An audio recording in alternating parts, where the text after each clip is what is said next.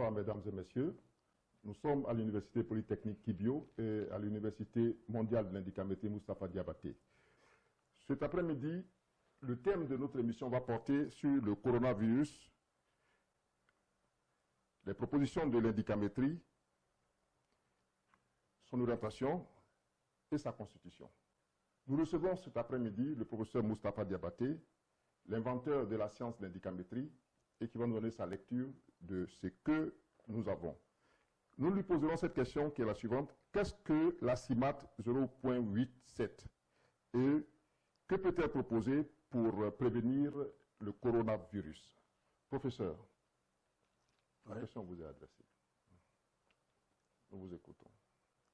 Bien, merci. Je crois que par rapport au contexte actuel du monde, la CIMAT 08.7 peut jouer un rôle extrêmement important. Parce que la CIMAT 08 signifie l'agence de contrôle indicamétrique des médicaments, aliments, produits et personnes. Ça veut dire quoi? Que tout ce que nous sommes en mesure de manger doit être contrôlé. Tout ce qui peut être utilisé comme médicament doit être contrôlé. Non seulement les médicaments, mais aussi les ordonnances, les recommandations. Tout cela doit être contrôlé. Les produits divers, que ce soit les produits localement fabriqués ou importés, tous ces produits doivent être contrôlés le plus sérieusement possible. Parce que la CIMAP, comme je viens de le dire, doit faire face à toutes les maladies que nous considérons comme maladies issues de l'Afrique monde intégrée et barbare, au lieu que ce soit l'Afrique monde intégrée et solidaire. Dans la vraie solidarité, il y a moins de maladies, parce qu'il y a l'entraide. Mais là où la solidarité est absente, il y a le barbarisme. On cultive l'esprit de l'homme est un loup pour l'homme. Au lieu que ce soit l'être humain, sauveur de l'être humain. Donc, la CIMAP contrôle le produit de tout acte que l'être humain doit poser. Et ce travail de patience, il y en a qui disent que c'est un travail de fourmi, eh bien, nous préférons nous livrer à ce travail de fourmi dans le cadre de l'Université mondiale de l'indicamétrie qui porte mon nom. Parce que ça demande de l'effort, ça demande beaucoup de prière, parce que la prière c'est l'effort, dans le sens et des livres saints, et de la laïcité, et de toute autre valeur humaine. Donc, la CIMAP doit être vulgarisée, diffusée avec ses produits. C'est un organe de combat contre les menaces environnementales. Alors, il y a quelques produits. Évidemment, ce n'est pas le lieu de présenter tout ça. Mais nous donnons la priorité aux produits qui génèrent suffisamment de doses d'énergie que nous appelons le Nyama. Le Nyama, en malinké bambara, signifie le flux vital. C'est l'énergie qui permet de faire la promotion de l'homme, de l'être humain, la promotion des valeurs humaines par rapport au Yuguyadji qui tue l'homme, même à distance, ou au Monebodji qui est un type d'énergie qui permet de se venger aussi, que ce soit à côté ou très loin. Donc, les différents produits multivertueux doivent être étudiés pour savoir quels sont les produits qui émettent suffisamment de Nyama, de flux vital, pour aider ceux qui sont menacés par les virus. L'indicamétrie, comme je viens de le dire, à travers la CIMAP, ne s'occupe pas seulement des virus comme coronavirus, COVID-19. L'indicamétrie s'occupe de tous les virus. C'est pour ça que nous sommes en train de créer un institut de Rabouaké, qui est l'Institut de recherche et de lutte contre les menaces environnementales. Parce qu'il y a d'autres menaces. Voilà. Et ces menaces viennent de l'Afrique monde intégrée et barbare, mais pas de l'Afrique monde intégrée et solidaire. Il suffit de jeter un coup d'œil. Vous allez voir que ceux qui commettent des crimes à travers le monde, eh bien, ceux-là sont membres de l'Afrique monde intégré et barbare. Par rapport à ceux qui se donnent la main le plus étroitement possible, tout en associant nos morts qui ne sont pas morts à la recherche de ces solutions, eh bien, je pense que c'est là la planche du salut. Donc, la CIMAP est un organe de groupe COMIPA, COMOPA, CIGEM, UMI. CIGEM, Conseil de l'indécamétrie et de la gouvernance mondiale, institué à Rome en 2006 et 2010. Le prix international perpétuel Diabaté Moustapha pour la promotion de la paix, la culture africaine et la gouvernance mondiale, créé à Milan en 2009. Toutes ces structures ont pour but de combattre tout ce qui peut compromettre le bien-être de l'humanité. Professeur, vous avez donné un aperçu de ce qu'est le monde barbare et le monde solidaire. Nous sommes face à une situation qui, mondialement, est incontrôlable. Alors, comment percevez-vous, quelle approche faites-vous des solutions éventuelles qui peuvent être apportées à nos populations qui sont dans l'inquiétude et dans le désarroi total? Bon, alors, comme je viens de le dire, la CIMAP fonctionne à partir d'un certain nombre d'instances, voilà, d'un certain nombre de marchés sur lesquels on peut trouver des produits qui sont efficaces contre les virus de tout genre. Dans un petit texte, j'ai énuméré quelques cas. Par exemple, chez nous, parce qu'il faut d'abord s'adresser au champ d'opération, au champ de consommation des produits au niveau local. ce que nous consommons généralement, c'est d'abord des produits d'origine africaine, c'est-à-dire abondamment consommés, comme la tchéké, à base de manioc. Voilà. La tchéké est consommée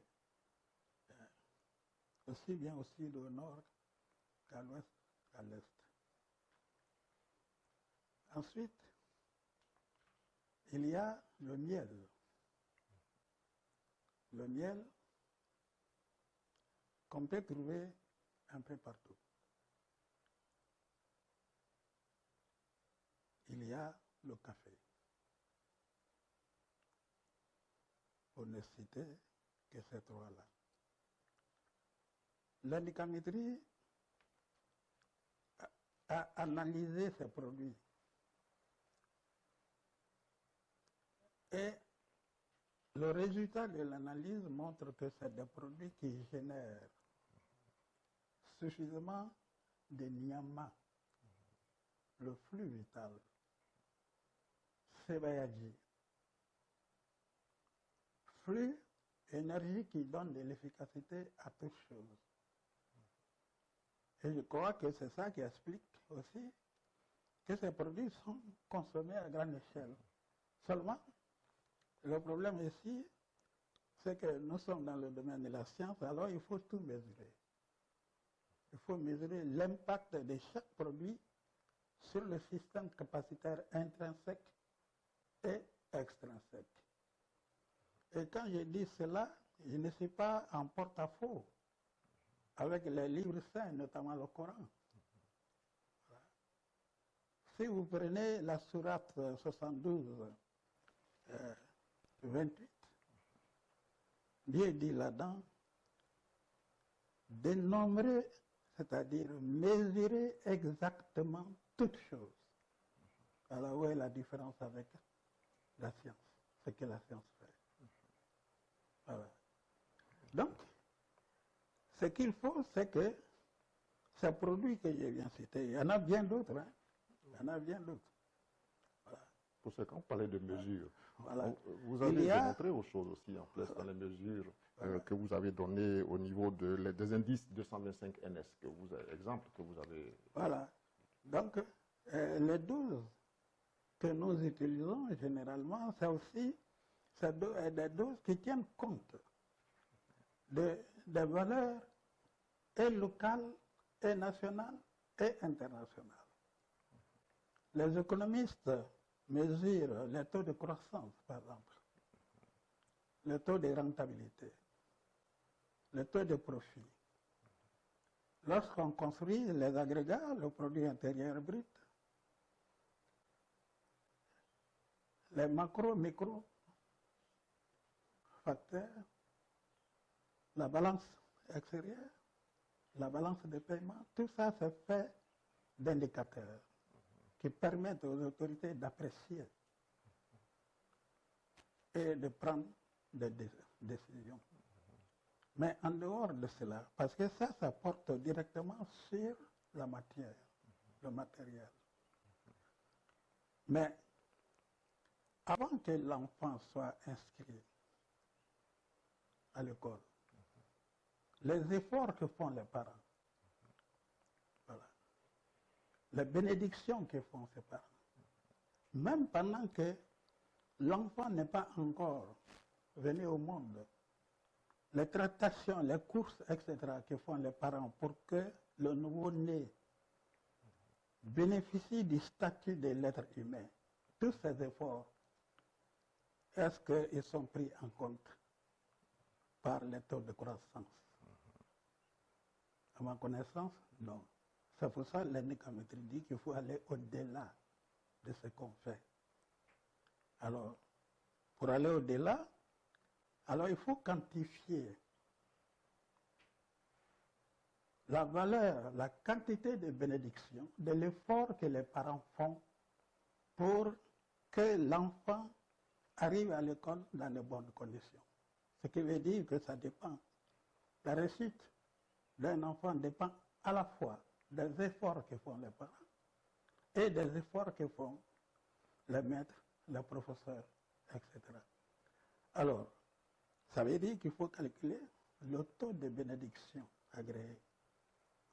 Et là, c'est le calcul de ces productions qui m'ont permis de mettre au point des indices que j'appelle les taux de bénédiction agréés. Pour que nous ayons des dirigeants capables de tenir compte des besoins de l'ensemble des populations, non seulement de l'élite dite dirigeante, mais aussi des populations des villages, que nous soyons capables de mesurer l'effort que chaque parent fait, alors il faut appliquer le taux de bénédiction agréé qui vient en complément du taux de croissance économique, des taux de rentabilité. Et ces valeurs se calculent à partir de la capacité organisationnelle du travail intellectuel et physique autopropulsant. Autopropulsant. Alors, j'ajoute parfois un terme pour dire que l'autopropulsion se fait en harmonie avec nos morts qui ne sont pas morts. Voilà. Parce que nous sommes des êtres vivants, mais demain nous serons des êtres spirituels. Mais ça ne veut pas dire qu'il n'y a pas de communication entre nous. Donc il faut tenir compte de ce que, des désirata de ceux que nous ont précédés. Voilà. Les associer à ce que nous faisons. Et là, le résultat, c'est ce que je calcule sous forme de taux de bénédiction. Alors il y a trois taux. Il y a trois taux. Quiconque répond à ces trois taux peut valablement diriger les grandes organisations. 225, voilà, 240 et 253. 225, ça indique les bonificateurs d'espaces dangereux. Nous vivons actuellement des espaces plus ou moins dangereux dans la mesure où on estime que le coronavirus est partout, qu'il menace. Donc notre espace, notre monde, notre international est menacé. Alors il faut des dirigeants investis du taux 225. NS. N, ça veut dire N, c'est Nyama. C, S, c'est Sebayay. Quand la dose de capacité d'énergie est suffisante, alors la performance capacitaire affichée permet d'éliminer n'importe quel virus, dans la mesure où la performance capacitaire du virus est nettement inférieure à celle de l'être humain. Deuxièmement, l'indice 240, producteur de paix intermonde. On ne peut pas être producteur, on ne peut pas être investi de l'indice de taux de bénédiction 240 et être menacé par un virus dont le taux de performance n'atteint pas 240. C'est la même chose pour le protecteur d'espace de souveraineté intermonde. C'est 253. Le dirigeant qui affiche 253 ne peut pas être atteint, détruit, menacé par un virus qui n'a que 220 et qui n'atteint même pas 225. Alors, nous avons étudié en laboratoire tout ce que coronavirus affiche. Covid-19, mais lorsque nous voyons la capacité organisationnelle, mais le coronavirus affiche 24 NS. Mais attention, coronavirus affiche une puissance du moteur qui est nettement supérieure à la puissance du moteur d'un être humain, qui n'affiche que 222 au lieu de 225. La puissance du moteur de coronavirus est de 7,55 NS, alors que la norme est de 7,50. Donc, ça explique les ravages, les dégâts que coronavirus sème, les paniques, les affolements, etc. Mais l'indicamétrie mesure tout cela. Quelle est la dose d'énergie, quel est le coût caché, la performance cachée de la menace? Il faut calculer cela. Quel est le coût caché et la performance cachée de la panique? Il faut calculer cela. Quel est le coût caché, la performance cachée de l'affolement? Il faut calculer cela, etc. J'ai fait tout ce tableau-là. Voilà.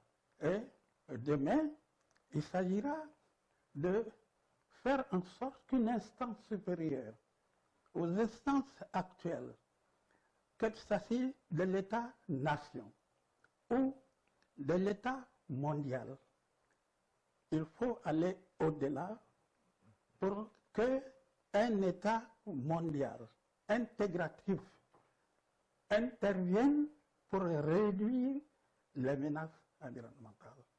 Et c'est pour ça, au colloque de Vida, nous avons dit qu'il faut un gouvernement panafricain mondial de consensus et que l'Afrique doit s'unir dans le cadre de ce gouvernement panafricain mondial de la Fédération des États de l'Afrique nouvelle unie pour réduire tous les virus, à commencer par le virus,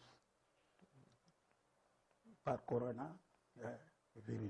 Okay. Professeur. Alors, il y a des produits. Oui, mais entre-temps que nous pouvons... Avant qu'on arrive aux produits, vous voyez un peu aujourd'hui la cessation des activités dans le monde entier. Le monde solidaire et barbare qui, dans sa toute puissance, aujourd'hui se réduit à la peur, se réduit à l'orgueil qui animait ce monde solidaire et barbare, aujourd'hui se réduit à la crainte et les cessations en cascade des activités économiques qui faisaient leur apogée et leur force au plan mondial, se retrouvent être au même niveau que le petit paysan qui est dans son village et qui part aujourd'hui sans aucune inquiétude au champ et qui revient parce que n'étant pas atteint.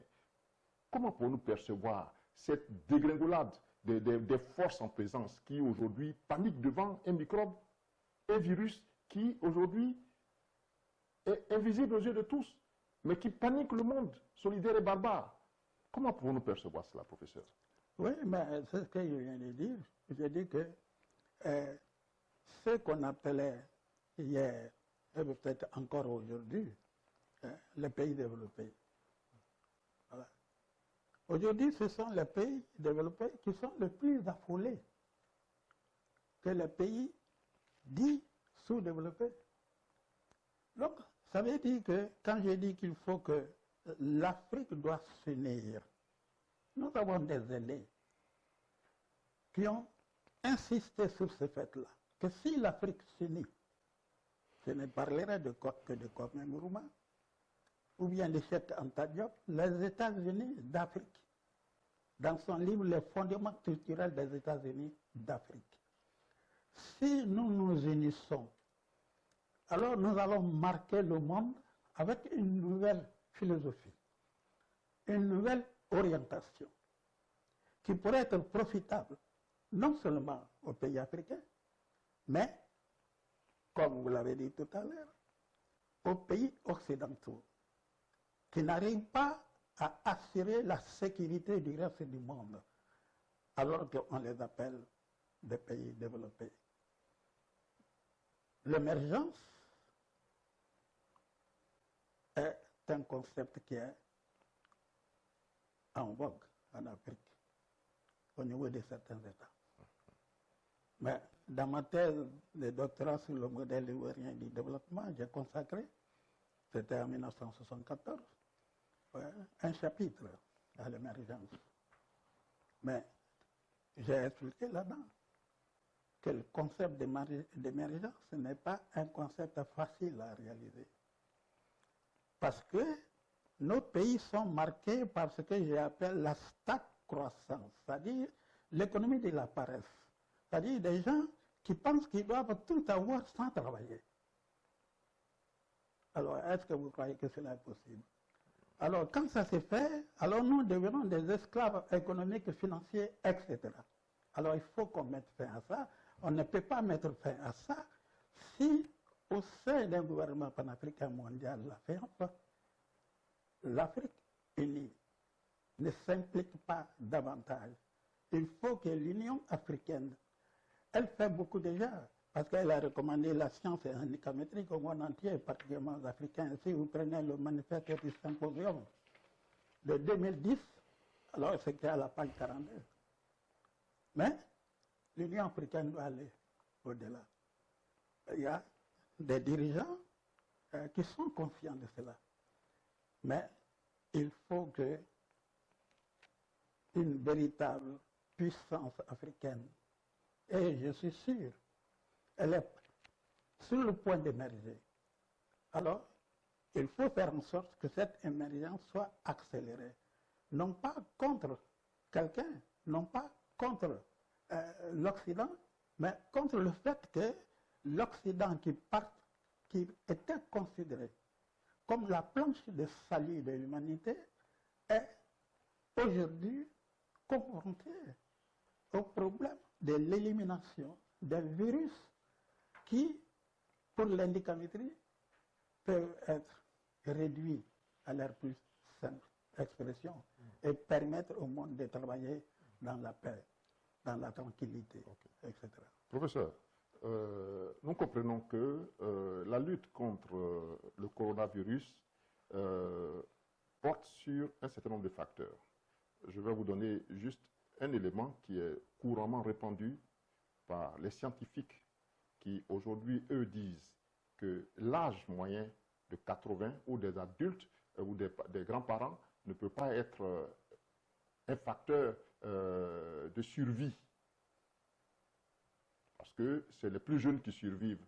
Donc, je pense que vous avez toute une autre lecture de cette compréhension qu'on donne. Si nous parlons de capacité en indicamétrie, le degré capacitaire d'un individu à faire face à ces virus, je crois que vous le percevez différemment. Est-ce que vous pouvez nous expliquer un peu, pour les auditeurs qui nous suivent aujourd'hui, ils veulent comprendre un peu. Si on nous dit que les enfants ne sont pas atteints, il faut éviter qu'ils s'approchent des grands-parents, tous ces facteurs-là sont donnés. Alors, vous avez toute une autre lecture qu'on voudrait vraiment comprendre sur cette assertion que nous donne la science actuelle. Bon, mais je crois que j'ai fait une proposition. Oui. Pour moi, je suis parti des réalités. Voilà. L'indicamétrie distingue deux âges. L'âge physique. L'âge physique. Voilà. Dire professeur Yabaté à 70 ans, dire professeur Yabaté à 50 ans, etc., etc. Ça, c'est l'âge physique. Et en termes technico-indicamétriques, on l'appelle le baptismal. Voilà. Mais à côté de l'âge physique, il y a l'âge spirituel intégratif. C'est cet âge que l'indicamétrie prend en considération. Parce que c'est cet âge qui nous permet d'aller aussi loin que possible. Et ça, je vous ai montré une fois le méga ordinateur générateur GPI. Voilà. Générateur de puissance indicamétrique. Le méga ordinateur nous montre que 105 ans est l'âge spirituel intégratif. C'est vers 105 ans que nous devons nous acheminer. Voilà. Et l'âge physique est une tranche intermédiaire de l'âge spirituel intégratif. Vous prenez quelques cas.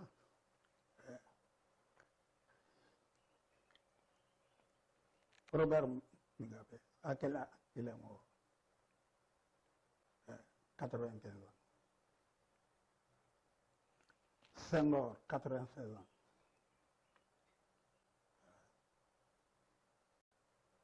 Bernard Verdier, 103 ans. Mais tous ces gens-là s'acheminent vers l'âge spirituel, 105 ans. Alors, quand on vient me dire que c'est l'enfant qui a 15 ans, 20 ans, qui peut diriger le monde sans tenir compte de ce que nos aînés ont posé comme acte. Alors que les résultats sont là, je dis, moi j'utilise dans le cadre de mes recherches l'âge de mes petits-enfants qui ont à peine 4 ans, 5 ans. J'utilise leurs performances capacitaires. J'emprunte très souvent leurs performances capacitaires. J'ai un petit enfant qui affiche comme moteur. La puissance de ce moteur est de 7,50. Donc ça correspond à la norme. Mais je suis musulman, quand je calcule la puissance de la sourate Yassine, je me retrouve avec 7,60. Donc ça veut dire que la sourate Yassine offre une puissance qui est nettement supérieure à celle que nous appelons la norme, 7,50.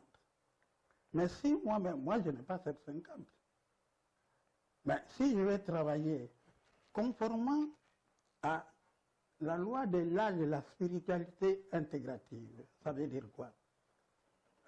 Je vais travailler, je vais perfectionner le modèle que je suis en train de créer.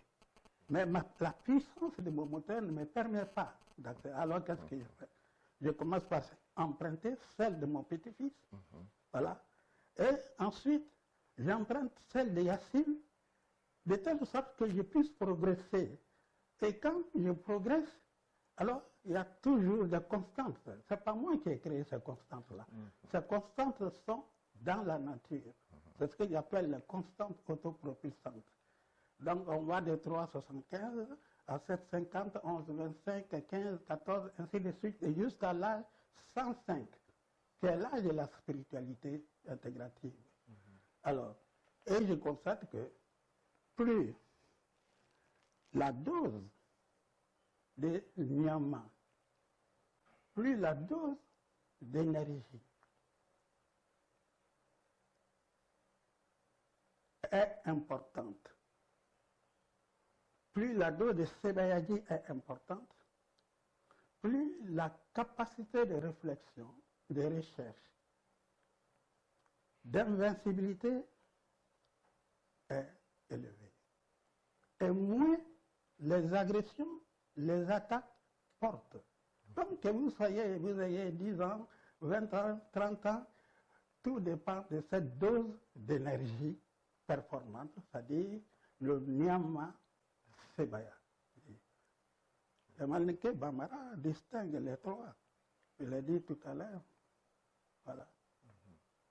Nyama, c'est le flux vital qui fait la promotion de la vie. Voilà. Djouyaji,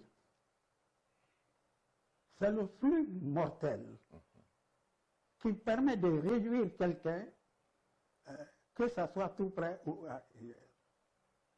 Et enfin, Monebodi, le flux qui permet de se venger tout en étant assis, dès l'instant où la cible est repérée. Alors, donc, à partir de ce moment-là, nous proposons des médicaments. J'ai dit tout à l'heure, on peut utiliser les œufs de poulet, avec du miel. Voilà. Les œufs de poulet avec le miel. Les œufs avec des produits comme qu'on trouve en pharmacie, mais difficilement. Voilà. Et on met ça, on dit, cet ensemble, on le bat. on dit œuf battu, avec du lait en poudre, voilà, etc. Mais le flux vital que cela dégage, alors permet d'accéder à une puissance de moteur qu'on n'a pas naturellement. Voilà. Je disais tout à l'heure pour mon petit-fils, il a fait 7,50 et quelques. Yacine, 7,60. Mais tous ces éléments que nous trouvons dans la nature, elles viennent de qui? Voilà. Alors, les musulmans parlent de Dambassa, le créateur des cieux et de la terre. Alors, il y en a ceux qui ne sont pas musulmans, bon, ils se moquent de ça. Hein? Mais c'est constante que moi je trouve dans la nature, qui part de 375 jusqu'à 105. Qui les a mis là? C'est pas le professeur Yoate, non. C'est dans le cadre de mes découvertes, de mes recherches que je découvre cela. Et je vois qu'il arrive des moments où je suis fatigué. Et je dois continuer. Et quand j'emprunte la puissance du moteur d'un autre qui est supérieur, eh bien,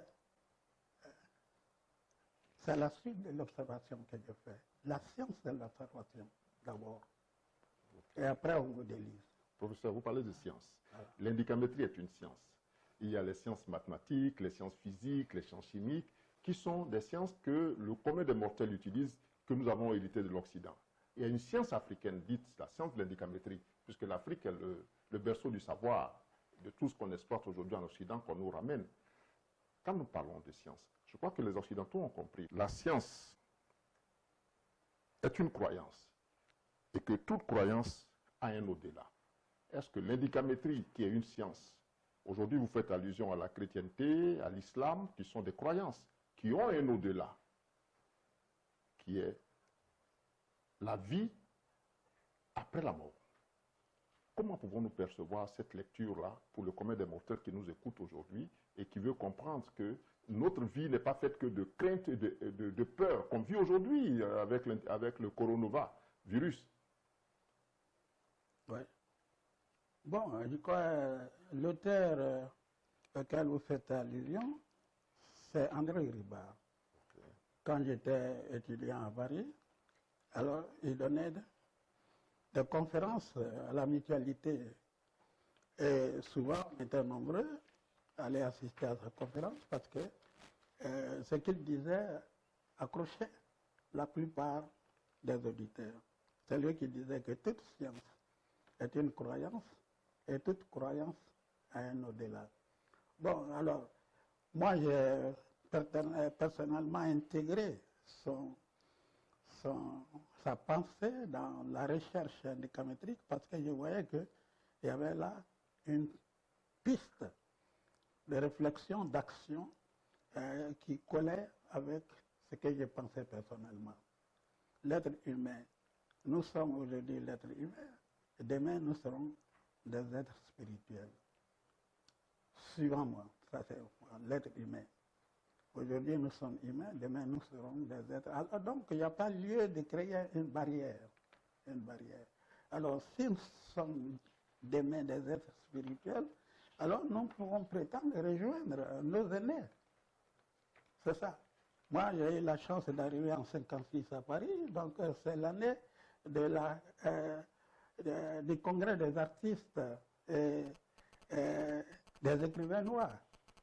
Alors, donc, le Senghor, le Birago Diop, le Cheikh Anta, etc., présentaient leur thèse, leur mémoire, et nous les écoutions avec beaucoup d'attention. Alors, surtout, Birago Diop, quand il dit « nos morts ne sont pas morts », alors s'ils ne sont pas morts, alors pourquoi ne pas les associer à la recherche des solutions des vivants que nous sommes, puisque après nous allons les rejoindre. Nous allons les rejoindre. Donc, l'au-delà, quand André Ribard dit, voilà, toute science est une croyance. Toute croyance a un au-delà. Alors, nous sommes dans le monde. Demain, nous serons dans l'au-delà. Pourquoi ne pas commencer à préparer notre cité dans l'au-delà, puisque nous savons que d'ici, nous allons dans l'au-delà. Et c'est pour ça, au colloque de Vida, j'ai dit que maintenant, au lieu de perdre notre temps, à chercher un pouvoir qui n'est pas solide. Alors, créons d'abord le gouvernement panafricain mondial de la Fédération des États de l'Afrique nouvelle, dont le document d'orientation a été transmis au sommet des chefs d'État à Accra en 2007. Je faisais partie de la délégation et nous avons présenté au sommet. On dit, voilà, nous vivons un monde où l'Afrique est bafouée. Voilà. Les États-nations ne sont pas en mesure de défendre la dignité africaine.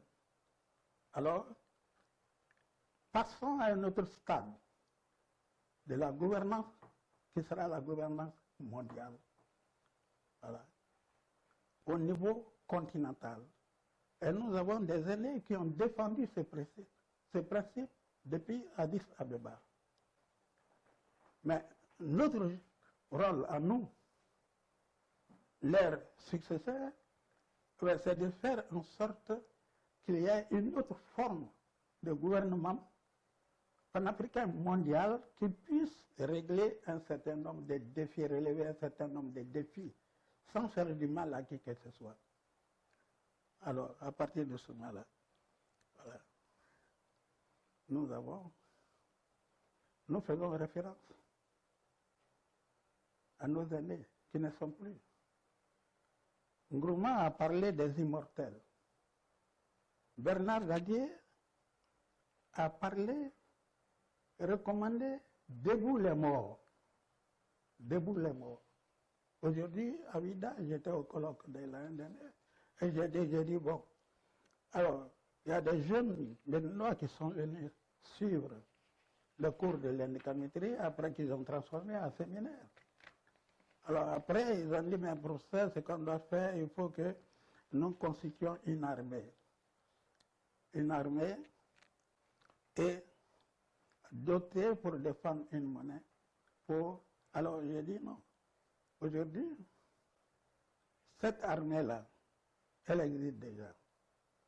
Parce que Bernard Gadier, il n'y a pas longtemps qu'il nous a quittés. Mais dès qu'il nous a quittés, c'est lui qui préside l'armée panafricaine intermonde. Et c'est plus efficace que n'importe quelle armée.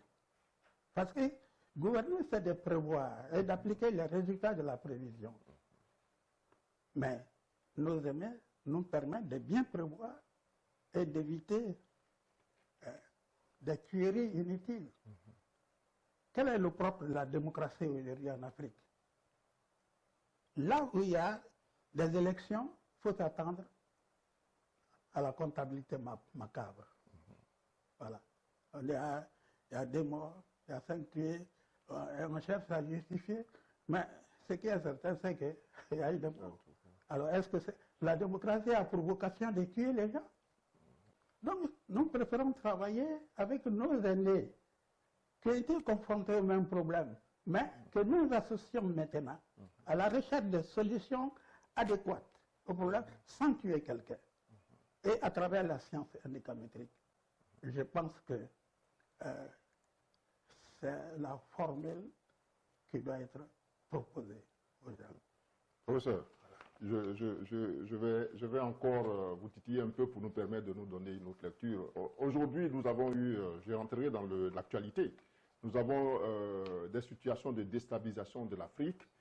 En Libye, il y a une guerre qui a lieu, qui n'a pas encore été mise à terme, un peu partout à travers le monde. Des guerres où des terroristes existent.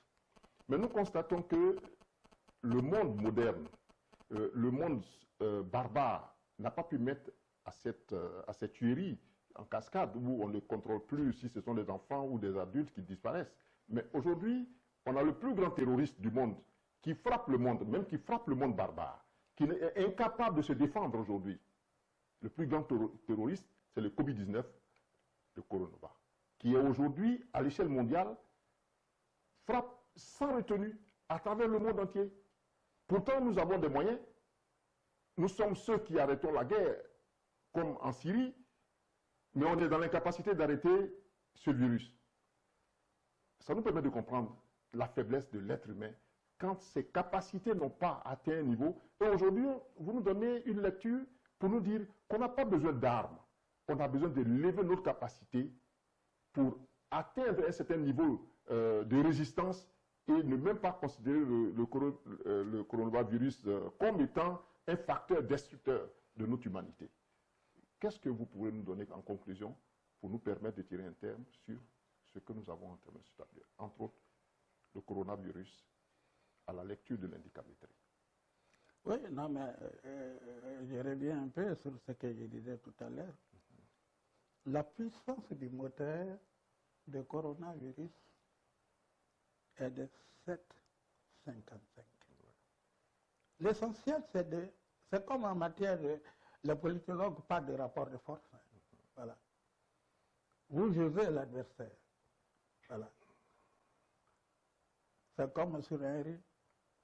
Vous savez qu'il ne peut pas prendre plus de 20 km. Ou alors qu'il ne peut pas courir plus de 20 km. Alors, qu'est-ce qu'il vous reste à faire?